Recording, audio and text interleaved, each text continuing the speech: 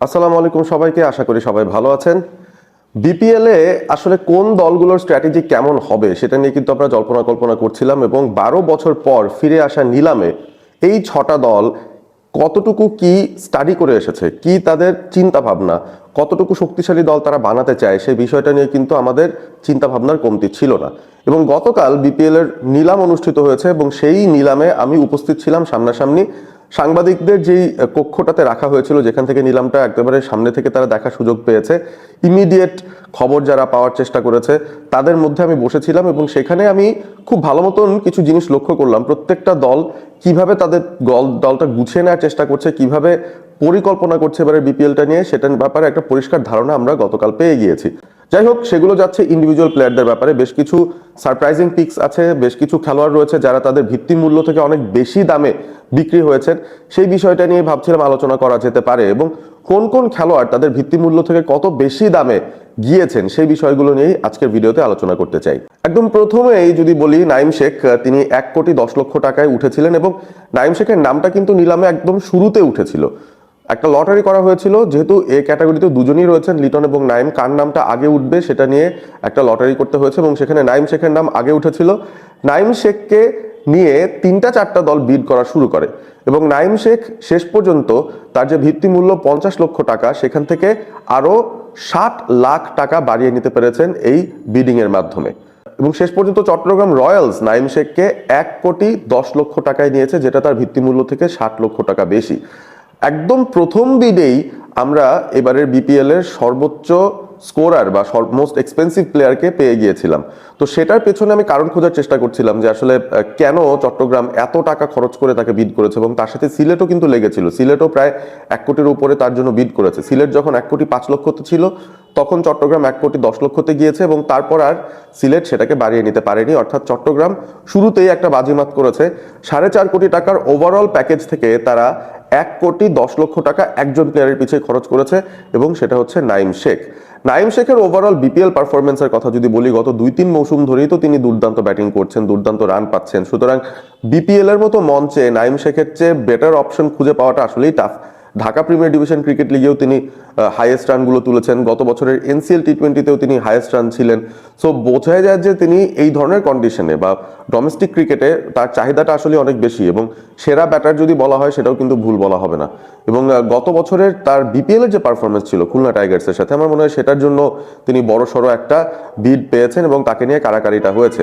So Naim Sheikh তিনি সবচেয়ে expensive player হয়েছেন। দ্বিতীয় সর্বোচ্চ তাওহিদ হৃদয় 92 লক্ষ টাকা, তার ভিত্তি মূল্য ছিল 35 লক্ষ টাকা, কারণ তিনি বি ক্যাটাগরিতে ছিলেন।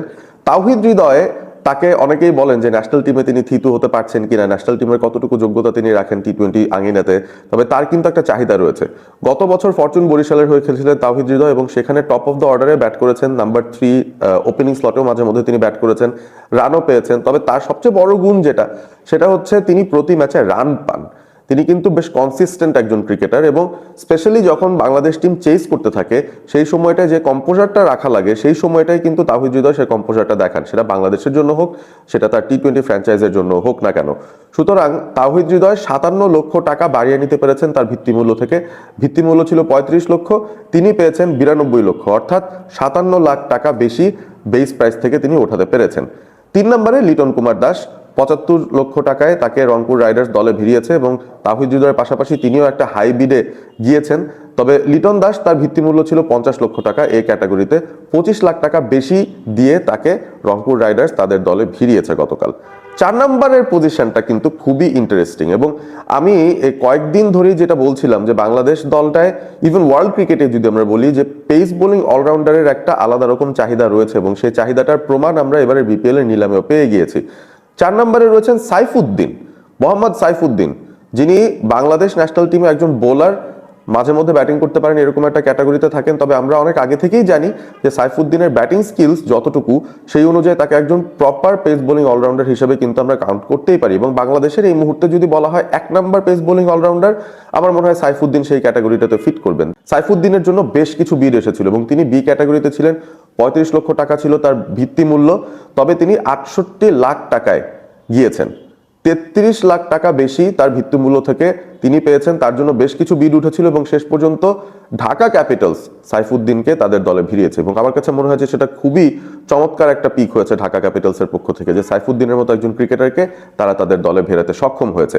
এবং বলছিলাম পেস বোলিং অলরাউন্ডারদের কথায়, টপ 5 এর যে লিস্ট রয়েছে highest most expensive BPL cricketers এর কথা যদি বলি, সে জায়গায় তানজিম হাসান সাকিব সাইফুদ্দিনের ঠিক পরে 65 লক্ষ টাকায় তাকে দলে ভেড়াতে সক্ষম হয়েছে এবং তাকে দলে নিয়েছে রাজশাহী ওয়ারিয়ার্স।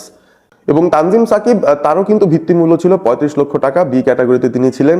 65 লাখ টাকা যেহেতু রাজশাহী তাকে দলে ভিড়িয়েছে, তিনি 30 লক্ষ টাকা বেশি পেয়েছেন তার ভিত্তিমূল্য থেকে, সেটাও কিন্তু দুর্দান্ত একটা ব্যাপার। এবং তানজিম সাকিবের ব্যাপারে তো খুব বেশি বলার কিছু নেই, তিনি ডেফিনেটলি খুবই ইন্টারেস্টিং একটা প্রসপেক্ট হবেন। গত বছর তিনি সিলেটের হয়ে খেলছিলেন, তবে সে সময় ইনজুরির একটা ব্যাপার তার জন্য ছিল, যে কারণে পুরো টুর্নামেন্টটা তিনি যে খুব স্বাচ্ছন্দ্যে খেলতে পেরেছেন, সবকটা ম্যাচ খেলতে পেরেছেন ওরকম না, তার সেরা ফর্মটা তিনি সেই টুর্নামেন্টে দেখাতে পারেননি। তবে তানজিম সাকিব আমার কাছে মনে হয় যে এইবারের আসরে হান্নান সরকারের আন্ডারে রাজশাহী ওয়ারিয়ার্সে দুর্দান্ত করবেন, তাদের খুব ইম্পর্টেন্ট একটা ফ্যাক্টর তিনি হবেন এই দলটার ভেতরে। 30 লক্ষ টাকা বেশি তিনি পেয়েছেন তার ভিত্তিমূল্য থেকে, 65 লাখ টাকায় তানজিদ তামিম তাকে রাজশাহী ওয়ারিয়ার্স দলে ভিড়িয়েছে। ষষ্ঠ হাইয়েস্ট যাদের দাম উঠেছিল তারা হচ্ছেন শামীম হোসেন পাটোয়ারি এবং নাহিদ রানা, দুজনই 56 লক্ষ টাকায় গিয়েছেন। শামীম হোসেন পাটোয়ারিকে 56 লক্ষ টাকা দিয়ে ঢাকা ক্যাপিটালস দলে ভিড়িয়েছে, অর্থাৎ তাদের মিডল অর্ডারটাকে বোলস্টার করার জন্য, সেখানে একটা এক্স ফ্যাক্টর যুক্ত করার জন্য শামীম পাটোয়ারিকে তারা ইনক্লুড করেছে। গত মৌসুমে শামীম পাটোয়ারি চট্টগ্রামের হয়ে খেলেছিলেন এবং দুর্দান্ত একটা বিপিএল তিনি কাটিয়েছিলেন। স্পেশালি বেশ কয়েকটা ইনিংস তিনি খেলেছিলেন, প্রায় একক প্রচেষ্টায় চট্টগ্রামকে হয় জিতিয়েছেন, না হলে তাদেরকে জয়ের খুব কাছাকাছি নিয়ে গিয়েছেন। এবং তার ডাইনামিক যে ব্যাটিংটা সেটা কিন্তু গত বিপিএলই আমরা দেখেছি। সেই পুরনো ফর্মে যদি শামীমকে ফেরত পায় ঢাকা ক্যাপিটালস, তাহলে কিন্তু এই 56 লক্ষ টাকা তাদের জন্য একটা সস্তা বিডি বলা যেতে পারে। শামীম পাটোয়ারির ভিত্তিমূল্য ছিল 35 লক্ষ টাকা, সেখান থেকে 56 লাখ টাকায় তাকে নেওয়া হয়েছে, অর্থাৎ 21 লাখ টাকা তিনি বাড়িয়ে নিতে পেরেছেন তার ভিত্তিমূল্য থেকে। ঢাকা ক্যাপিটালস শামীম পাটোয়ারিকে দলে ভিড়িয়েছে। এরপর নাহিদ রানার ব্যাপারে আসি, কিছুটা সারপ্রাইজিং, কারণ নাহিদ রানা তার রিসেন্ট এই একটা বছর কিন্তু খুব একটা ভালো যায়নি, 2025টা তার জন্য খুব একটা ভালো যায়নি। গত বছরও তিনি রংপুর রাইডার্সের হয়ে খেলেছেন এবং সেই টুর্নামেন্টটায় অন অ্যান্ড অফ ফর্মে ছিলেন, খুব একটা ভালো ফর্মে ছিলেন না, শুরুর দিকে ভালো করেও শেষ দিকে ফেড আউট করে গিয়েছেন। এবং তারপর ন্যাশনাল টিমেই হোক কিংবা এ টিম কিংবা ডোমেস্টিক ক্রিকেটেই হোক, নাহিদ রানা কিন্তু সেভাবে দারুণ পারফরমেন্স যে করে ফেলেছেন সেরকম কিছু বলা যাবে না। তবে তার যে এখন একটা ডিমান্ড রয়েছে, তিনি যে দেশের সবচেয়ে ফাস্টেস্ট বোলার, সেটাকে সম্মান জানিয়ে রংপুর রাইডার্স 56 লক্ষ টাকায় নাহিদ রানাকে দলে ভিড়িয়েছে। এবং নাহিদ রানার ভিত্তিমূল্য যা ছিল, সি ক্যাটাগরিতে থেকে তাকে নেওয়া হয়েছে, নাহিদ রানার ভিত্তিমূল্য ছিল 22 লক্ষ টাকা, সেখান থেকে তিনি 56 লক্ষ টাকায় বিক্রি হয়েছেন, অর্থাৎ 34 লাখ টাকা বেশি তিনি পেয়েছেন তার ভিত্তিমূল্য থেকে। 56 লাখ টাকায় নাহিদ রানাকে রংপুর রাইডার্স তারা দলে অন্তর্ভুক্ত করেছে। এরপর সারপ্রাইজগুলো আরো যাচ্ছে। 7 নম্বরে একটা বিশাল সারপ্রাইজ আছে, তার যে এত বেশি দাম উঠবে সেটা আমরা আসলে বিপিএল এর অকশনের সময় বসে ভাবতে পারিনি, তবে এখানে নিশ্চয়ই অন্য কোনো ফ্যাক্টরও থাকতে পারে। তবে মোহাম্মদ মিথুনকে নিয়ে যদি আমরা কথা বলি, তিনি আসলে এক্সপিরিয়েন্সড একজন ক্যাম্পেনার তো বটেই, ডেফিনেটলি বাংলাদেশ ন্যাশনাল টিমও সার্ভিস দিয়েছেন। মোহাম্মদ মিথুন প্রায় প্রত্যেকটা বিপিএলে কিন্তু খুব এফেক্টিভ পারফরমেন্সেস দিয়ে থাকেন। গত মৌসুমেও মোহাম্মদ মিথুন চট্টগ্রামের ক্যাপ্টেন ছিলেন এবং শুরুতে খুব একটা রান না পেলেও পরবর্তীতে কিন্তু তিনি বেশ ভালো রান পাওয়া শুরু করে দিয়েছিলেন। সো মোহাম্মদ মিথুনেরও একটা ওভারঅল চাহিদা থাকে এবং সেই জায়গা থেকে মোহাম্মদ মিথুন তিনিও 50 লাখের ওপরে দামে বিক্রি হয়েছেন। 52 লক্ষ টাকা তাকে দেয়া হয়েছিল এবং সেখানে তার মানে তার ভিত্তি মূল্য ছিল 22 লাখ। 30 লক্ষ টাকা বেশিতে মোহাম্মদ মিথুন তাকে বিক্রি করা গিয়েছে। মোহাম্মদ মিথুনকে দলে ভিড়িয়েছে ঢাকা ক্যাপিটালস, অর্থাৎ তারা তাদের যে কিপার পজিশনটা রয়েছে সেই জায়গাটাকে কনফার্ম করার জন্য এবং ভালো একজন এক্সপিরিয়েন্স ব্যাটারকে রাখার জন্য মোহাম্মদ মিথুনকে 52 লক্ষ টাকা দিয়ে কিনেছে। মোহাম্মদ মিথুনের পর হাবিবুর রহমান সোহান, এখানে একটা রিসেন্সি বায়াস কাজ করছে। অনেকে হয়তো বলবেন যে হাবিবুর সোহান এশিয়ান কাপ রাইজিং স্টার্স এত ভালো করেছেন, নিশ্চয়ই তার দামটা খুব ভালোই ওঠার কথা, উঠেছেও তাই। এবং এই ক্যাটাগরির যে ভিত্তিমূল্য 50 লাখ, ঠিক ওরকম একটা দামে কিন্তু হাবিবুর সোহান গিয়েছেন। He is one of the prime examples যে নিলাম কেন একটা ভালো জিনিস। কারণ নিলামের সময় আপনি যদি ডি বা ই ক্যাটাগরিতেও থাকেন, যেখানে আপনার ভিত্তিমূল্য অনেক কম, আপনার যদি আসলেই চাহিদা থাকে এবং যদি দলগুলো আসলেই ভাবে যে আপনি একজন ভালো কোয়ালিটির প্লেয়ার, আপনাকে নেয়ার জন্য বিড বাড়তে বাড়তে কোথায় যেতে পারে তার একটা প্রাইম এক্সাম্পল এই হাবিবুর রহমান সোহান। তার ভিত্তিমূল্য ছিল মাত্র 18 লক্ষ টাকা, তিনি ডি ক্যাটাগরিতে ছিলেন, সেই জায়গা থেকে তিনি 50 লক্ষ টাকা পেয়েছেন, অর্থাৎ 32 লাখ টাকা বেশি পেয়েছেন তার ভিত্তিমূল্য থেকে। এবং হাবিবুর রহমানের সার্ভিসেসটা কিনে নিয়েছে নবাগত দল নোয়াখালী এক্সপ্রেস।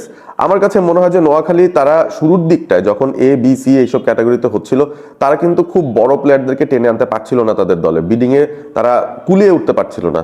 তো হাবিবুর রহমান সোহানের পর্যায়ে যখন তারা এসেছে, যে কোনো মূল্যেই তাকে নেয়ার জন্য কিন্তু ডেসপারেট ছিল নোয়াখালী, এবং সেই 18 লক্ষ টাকা থেকে শুরু হতে হতে হতে হতে হতে 32 ধাপ পর এসে নোয়াখালী এক্সপ্রেস 50 লক্ষ টাকায় হাবিবুর রহমান সোহানকে দলে ভেড়াতে সক্ষম হয়েছে। সুতরাং তারা তাদের ওপেনিং স্লটে একজন চমৎকার প্লেয়ার পেয়ে গিয়েছে। আমার কাছে মনে হয় সবচেয়ে ইনফর্ম ব্যাটার বাংলাদেশের টি-20 সার্কিটে এই মুহূর্তে, তাকে কিন্তু সিল গালা করে ফেলেছে নোয়াখালী এক্সপ্রেস, যারা নবাগত বিপিএল দল। এরপরে রয়েছে পেস বোলার খালেদ আহমেদ। খালেদ আহমেদকে 47 লক্ষ টাকায় দলে ভিড়িয়েছে সিলেট টাইটান্স, এবং এখানে আমার কাছে মনে হয় যে ঘরের ছেলেকে ঘরে রাখার একটা অ্যাটেম্প্ট ছিল। নিশ্চয়ই সিলেট তাদের ঘরের ছেলেদেরকেই রাখতে চায়, সেটা তাদের প্রচার প্রচারণার জন্য বেশ ভালো। প্লাস খালেদ আহমেদ গত বছর যে পারফরমেন্স দিয়েছিলেন বিপিএল এ চট্টগ্রামের হয়ে, এত দুর্দান্ত বোলিং করেছিলেন যে তাকে আসলে না রেখেও উপায় নেই। খালেদ আহমেদ জিএসএল ও রংপুরের সঙ্গে গিয়েছিলেন, সেখানেও দুর্দান্ত পারফরমেন্স দিয়েছিলেন। সো সেটার পরপর থেকেই খালেদের এখন যে ফর্মটা রয়েছে সেটাকেই বেস্ট ভাবে কাজে লাগাতে চেয়েছে সিলেট, তাই তারা তাকে 47 লক্ষ টাকায় দলে ভিড়িয়েছে, যেটা কিনা তার ভিত্তি মূল্য থেকে 12 লক্ষ টাকা বেশি। তিনি বি ক্যাটাগরিতে ছিলেন, 35 লাখ টাকা ছিল তার বেস প্রাইস, সেখান থেকে 47 লক্ষ টাকায় খালেদ আহমেদ বিক্রি হয়েছেন।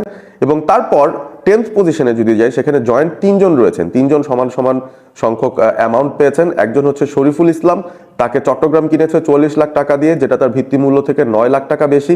এরপরে রয়েছেন ইয়াসির আলী চৌধুরী রাব্বি, 44 লক্ষ টাকায় তাকেও কিনেছে, এবং তাকে কিনেছে রাজশাহী ওয়ারিয়ার্স, তিনিও তার ভিত্তি মূল্য থেকে 9 লাখ টাকা বেশি পেয়েছেন এবারের বিপিএল অকশনে। এবং সেই সাথে শেষ যে নামটা বলবো, এই নামটা সবচাইতে ইন্টারেস্টিং, এবং আমার কাছে মনে হয় যে সবচেয়ে বড় উত্থানের যদি গল্প হয় সেটা হচ্ছে আব্দুল গাফফার সাকলাইন। তিনি টেপ টেনিস ক্রিকেট দিয়ে তার ক্রিকেট যাত্রা শুরু করেছেন, একেবারে সিস্টেমের বাইরের একজন প্লেয়ার, কিন্তু গত 2-3 বছরের ভেতরে যেভাবে করে তিনি লিগ থেকে প্রিমিয়ার ডিভিশন লিগে উঠে, তারপর যখন এ টিম ইমার্জিং টিম সেখানেও খেলা হয়েছে, সেখানেও দুর্দান্ত পারফর্ম করেছেন। এনসিএল টি-20তে রংপুরের হয়ে দুর্দান্ত পারফর্ম করেছেন। এরপরে বাংলাদেশ যখন এশিয়ান কাপ রাইজিং স্টার্সে গেল, সেখানে তাকে যে সুযোগটা দেওয়া হয়েছে, সুযোগটা দারুণভাবে তিনি কাজে লাগালেন, এবং সেটার পুরস্কারও তিনি পেয়ে গেলেন, আব্দুল গাফফার সাকলাইন। ইনিশিয়াল বিপিএল এর অকশন লিস্টে তিনি ই ক্যাটাগরিতে ছিলেন, যেটার ভিত্তি মূল্য ছিল 14 লাখ টাকা। পরবর্তীতে রিভাইস লিস্টে তাকে ডিতে আনা হয়েছিল, যেখানে ভিত্তি মূল্য 18 লাখ টাকা। কিন্তু আপনার কি মনে হয় যে 18 লাখ টাকায় তাকে বিক্রি করা হবে?